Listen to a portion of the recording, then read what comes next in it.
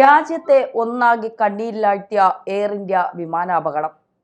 സത്യത്തിൽ മരിച്ചവരുടെ ആത്മാവിന് വേണ്ടി പ്രാർത്ഥിക്കാൻ മാത്രമേ നമുക്കിപ്പോൾ ഈ സാഹചര്യത്തിൽ കഴിയൂ. BJP നേതാവ് വിജയ് രൂപാണി അടക്കമുള്ളവർ മരണത്തിൽ മരിച്ചവരിലുണ്ട് എന്നുള്ള വിവരങ്ങളാണ് പുറത്തു വരുന്നത്. ഇപ്പോൾ 294 പേർ മരണപ്പെട്ടു എന്നും പ്രദേശവാസികളായ 24 പേര് കൂടി ജീവൻ നഷ്ടമായി. 60-ലേറെ പേർ ചികിത്സയിലാണുള്ളത്. അതീവ ഗുരുതരമായ സാഹചര്യമാണ്. അതുകൊണ്ട് തന്നെയാണ് പ്രധാനമന്ത്രി നരേന്ദ്രമോദി സ്ഥലത്ത് എത്തുന്നത്. അഹമ്മദാബാദിൽ നിന്ന് ലണ്ടനിലേക്ക് പോയ വിമാനം ജനവാസ കേന്ദ്രത്തിൽ വെച്ചാണ് അവിടെ എത്തുമ്പോഴാണ് അപകടം നടക്കുന്നത്. ഉടൻ തന്നെ വിമാനം താഴെ വീഴുന്നു, പൊട്ടിത്തെറിക്കുന്നു, തീ പടരുന്നു. ഒരാൾ അത്ഭുതകരമായി രക്ഷപ്പെടുന്നു. ഒരു ഹോസ്റ്റലിന്റെ അല്ലെങ്കിൽ കുറെ മെഡിക്കൽ വിദ്യാർത്ഥികൾ താമസിക്കുന്ന ഒരു കെട്ടിടത്തിന്റെ പകുതി ഭാഗത്ത് വിമാനത്തിന്റെ ചിറക് വന്നിടിച്ചു എന്നാണ് പറയുന്നത്.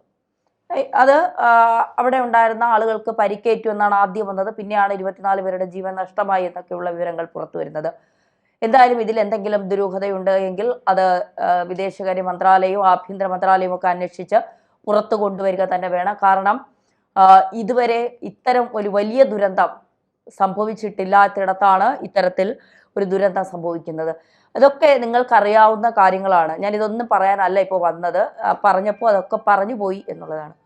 ഒരു 2 മാസം മുൻപ് എക്സ് അക്കൗണ്ടിൽ, പഴയ ട്വിറ്റർ ഇപ്പോൾ എക്സ് എന്ന് പറയുന്ന എക്സ് അക്കൗണ്ടിൽ മാർച്ച് 11 ഒരു പോസ്റ്റ് വന്നു. അരവിന്ദ് എന്ന് പറയുന്ന ഒരാളാണ് ഈ പോസ്റ്റ് ഇട്ടത്.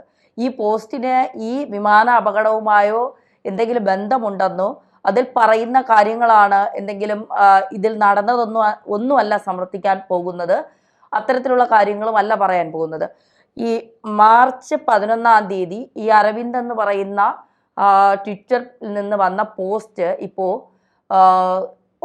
അത് നമ്മൾ ആ ട്വിറ്ററിന്റെ എടുത്ത് നോക്കുമ്പോൾ, അദ്ദേഹത്തിന്റെ പോസ്റ്റുകൾ എടുത്ത് നോക്കുമ്പോൾ അദ്ദേഹം പറഞ്ഞ പല കാര്യങ്ങളും നടക്കാൻ പോകുന്നതുമായി ബന്ധപ്പെട്ടതും നടന്നതുമായ കാര്യങ്ങളൊക്കെയാണ് പറഞ്ഞിരിക്കുന്നത്. അദ്ദേഹത്തിന്റെ പ്രൊഫൈലിൽ തന്നെ എഴുതിയിട്ടുണ്ട്.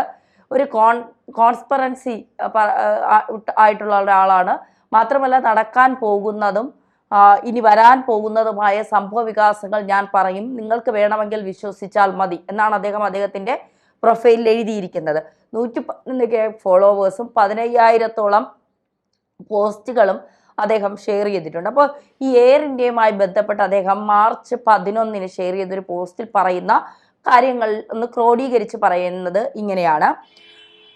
പാകിസ്ഥാൻ, ഖാലിസ്ഥാൻ, മിഡിൽ ഈസ്റ്റ് താല്പര്യങ്ങൾ, തുർക്കി, ചൈനീസ് താല്പര്യങ്ങൾ, പാശ്ചാത്യ വംശീയവാദികൾ, ഇവർ ഇന്ത്യ വിരുദ്ധത കാണിക്കുന്ന ആളുകളുടെ ഒപ്പം ചേർന്നുകൊണ്ട് വിദ്വേഷം പരത്തി ഒരുപാട് അട്ടിമറി സാധ്യതകൾ അല്ലെങ്കിൽ ഇത്തരം വിദ്വേഷങ്ങൾ പരത്തി ഇന്ത്യയെ തകർക്കാനുള്ള ഒരു ശ്രമം നടത്തുന്നതായാണ് അദ്ദേഹം എഴുതിയിരിക്കുന്നത്. ഇന്ത്യയുടെ പ്രതിച്ഛായ കളങ്കപ്പെടുത്താൻ ശ്രമിക്കുന്നവരെയും അന്താരാഷ്ട്ര തലത്തിൽ എയർ ഇന്ത്യ എന്ന എയർലൈൻ അതിനെ മോശപ്പെടുത്താനും മോശമായി കാണിക്കാനും ശ്രമിക്കുന്നവരെയും അത് അട്ടിമറിക്കാൻ ആഴത്തിലൊരു ശൃംഖല തന്നെ ഇന്ത്യയിലുണ്ട് എന്നാണ് അദ്ദേഹം പറയുന്നത്. എന്നിട്ട് അദ്ദേഹം പറയുന്നത്, എനിക്ക് 100% ഉറപ്പുണ്ട്. ഇത് അതായത് ഇപ്പോൾ നടന്ന അട്ടിമറിയല്ല. അദ്ദേഹം നേരത്തെ മാർച്ച് 11 എഴുതിയതാണ്. എനിക്ക് 100% ഒരു ഉറപ്പുണ്ട്. എവിടെയോ ഒരു അവിശുദ്ധ കൂട്ടുകെട്ട് ഉണ്ടാകുന്നുണ്ട്. അത് നമ്മുടെ ഇന്ത്യയെ തകർക്കാനുള്ള വലിയ രീതിയിലേക്കുള്ള ഒരു കൂട്ടുകെട്ട് എവിടെയൊക്കെയോ ചില പദ്ധതികളായി നടപ്പാക്കുന്നുണ്ട് എന്നാണ് അദ്ദേഹം പറയുന്നത്. ടോയ്ലറ്റ് എമർജൻസി ലാൻഡിംഗ് എന്ന് പറഞ്ഞ് ഒരു സംഭവം എയർ ഇന്ത്യയിൽ ഉണ്ടാവുകയും പതിവ് പോലെ ഇന്ത്യക്കാർക്ക് അത് വംശീയവും സുഖകരവുമായ അഭിപ്രായം അവർക്കെതിരെ പ്രചരിപ്പിക്കുകയും ഒക്കെ ചെയ്യുന്നത് എയർ ഇന്ത്യയെ അട്ടിമറിക്കാനുള്ള, അതായത് ഇന്ത്യയുടെ വികസനത്തെയും ഇന്ത്യയുടെ താല്പര്യങ്ങളെയും ഒക്കെ അട്ടിമറിക്കാനായി ചിലർ ഇത്തരത്തിലുള്ളൊരു ഗൂഢാലോചന നടത്തുന്നു. ഈ ട്രെയിനുകളിൽ ജനലുകൾ തകർക്കുക, സീറ്റുകൾ കീറുക, മാലിന്യം വിതറുക, ഇത്തരത്തിലുള്ള കാര്യങ്ങളൊക്കെ നമ്മൾ കാണുന്നതാണ്. ട്രെയിനുകളെ അട്ടിമറിക്കാനുള്ള ചില ശ്രമങ്ങൾ നടത്തുന്നത്. അതുപോലെ തന്നെയാണ് ഇവിടെയും. അതായത് ടോയ്ലറ്റ് തടസ്സപ്പെടുത്താനും ഒരു അടിയന്തരാവസ്ഥ സൃഷ്ടിക്കാനും ചിലർ ശ്രമിക്കുന്നുണ്ട് എയർ ഇന്ത്യയിൽ എന്നുള്ള വിവരമാണ് അദ്ദേഹം അന്ന് പുറത്തു വച്ചത്. അതായത് എയർ ഇന്ത്യയുടെ പ്രതിച്ഛായ തകർക്കാൻ എയർ ഇന്ത്യയിൽ ഉള്ളവർ തന്നെ ശ്രമിക്കുകയാണോ എന്നുകൂടി അദ്ദേഹം പറഞ്ഞു വെക്കുന്നുണ്ട്. ഈ ഇതിനെക്കുറിച്ച് ജീവനക്കാർക്കും ഈ ഓപ്പറേഷനെ കുറിച്ച് ഇത്തരത്തിൽ ചില ആളുകൾ ശ്രമിക്കുന്നതായി ജീവനക്കാർക്കും ചില ഇതിന്റെ മാനേജ്മെന്റിനും അറിയാമെങ്കിലും ഈ DS ഓപ്പറേഷനെ കുറിച്ച് ജീവനക്കാർക്ക് മാനേജ്മെന്റിനും അറിയാമെങ്കിലും ഇവരൊന്നും ഇതിൽ അറിഞ്ഞ ഭാവം കാണിക്കുന്നില്ല എന്നുള്ളതാണ് പുറത്തു വരുന്ന വിവരം. ഇതിനെക്കുറിച്ച് PR പോലും ആരും ചെയ്യുന്നില്ല.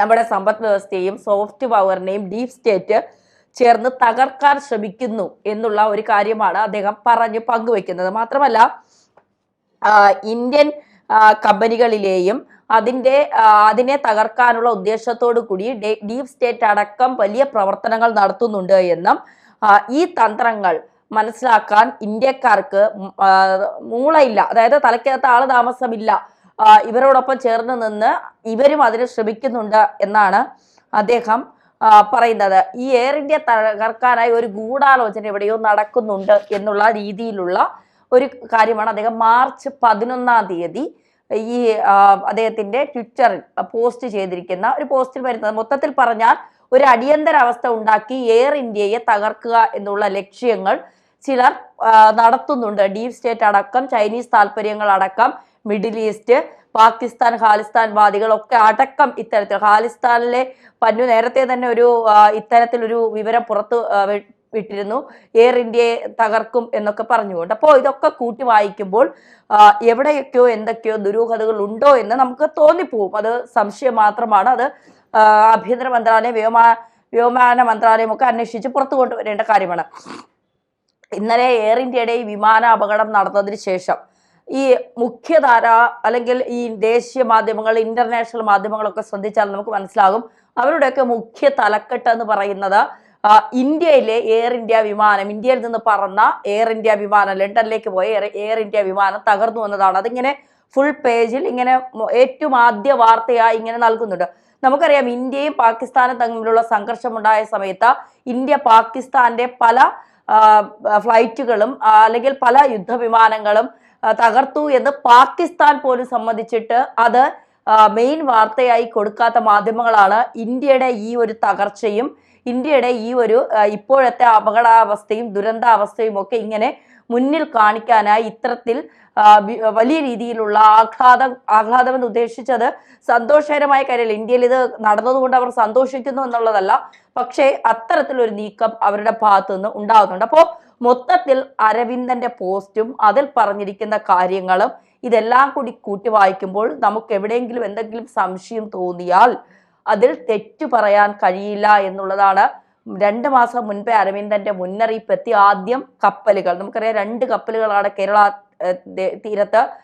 ഒരെണ്ണം പൂർണ്ണമായും കടലിനടിയിലേക്ക് പോയി, ഒരെണ്ണം കത്തി നശിച്ചു. ഇപ്പോൾ ദാ വിമാന ദുരന്തവും. അപ്പോൾ ഇതിലൊക്കെ എന്തെങ്കിലുമൊക്കെ ഗൂഢാലോചനകൾ ആരെങ്കിലുമൊക്കെ എവിടെ ഇരുന്നു പ്ലാൻ ചെയ്യുന്നുണ്ടോ എന്നുള്ളതാണ് ആദ്യം അന്വേഷിക്കേണ്ടത്. കാരണം പാകിസ്ഥാനും ഇന്ത്യയും തമ്മിലുള്ള സംഘർഷത്തിന് ശേഷമാണ് ഇന്ത്യ വിജയിച്ചു നിൽക്കുന്ന സമയത്താണ് ഇത്തരം ദുരന്തങ്ങളും അപകടങ്ങളും ഉണ്ടാകുന്നത് എന്നുള്ളതാണ് ഇതിൻ്റെ ഏറ്റവും പ്രധാനപ്പെട്ട ശ്രദ്ധേയമായ കാര്യം.